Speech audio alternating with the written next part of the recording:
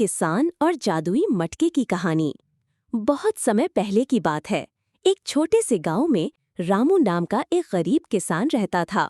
वो बहुत मेहनती था, पर उसकी किस्मत उसका साथ नहीं देती थी। हर साल वो अपनी फसल उगाने की पूरी कोशिश करता, लेकिन कभी बारिश कम होती तो कभी कीड़े फसल बर्बाद कर देते। एक दिन रामू जंगल में लकड़ी काटने गया। तभी उसे एक पुराना धूल से भरा मटका दिखाई दिया। वो मटका देखने में साधारण था, लेकिन उसमें कुछ खास चमक थी। रामू ने सोचा कि ये मटका काम आ सकता है, और वो उसे घर ले आया। जब वो घर पहुंचा, उसने मटके में थोड़ा सा चावल डालकर ढक दिया। थोड़ी देर बाद जब उसने मटका खोला तो देखा कि मटका चावल से भर गया है। उसे यकीन नहीं हुआ। उसने फिर मटके में एक सिक्का डाला और ढक दिया। जब खोला तो मटका सिक्कों से भरा हुआ था।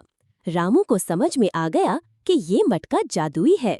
ये जो भी उसमें रखा जाए उसकी संख्या बढ़ा देता है। अब रामू ने उसका उपयोग समझदारी से करना शुरू किया।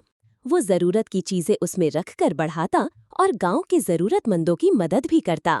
धीरे धीरे वो अमीर हो गया, लेकिन उसका दिल नहीं बदला।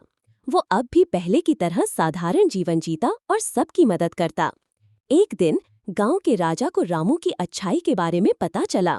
राजा ने उसे बुलाया और कहा, तुम्हारी ईमानदारी और दयालुता ने इस गांव को समृद्ध किया है। मैं चाहता हूँ कि तुम मेरे सलाहकार बनो। रामू ने खुशी खुशी प्रस्ताव स्वीकार कर लिया, और जादुई मटका अब भी एक रहस्य बना रहा। एक ऐसा रहस्य जो बताता है कि असली जादू मेहनत, ईमानदारी और मदद के जज्बे में छुपा होता है। सीख, लालच नहीं, बल्कि ईमानदारी और सेवा का भाव ही सच्चा धन है।